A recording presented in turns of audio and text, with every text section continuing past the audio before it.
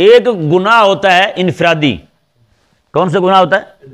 انفرادی گناہ ہوتا ہے، اور ایک گناہ ہوتا ہے اجتماعی، پوری قوم اس گناہ میں شریک ہو جائے۔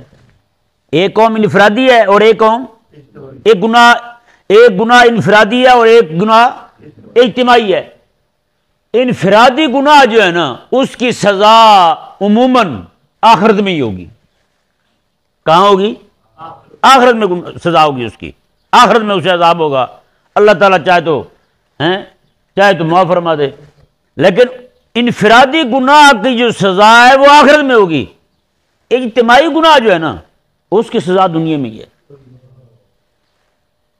بتائیں آج پوری دنیا کے مسلمان سارے کے سارے مل کے رب تبارک و تعالی کے قانون کو چھوڑنے کے اور یہودی اور نصرانی کے بنائے ہوئے گندے قانون کو نافذ کر کے اجتماعی طور پہ گناہ کر رہے ہیں، نہیں کر رہے؟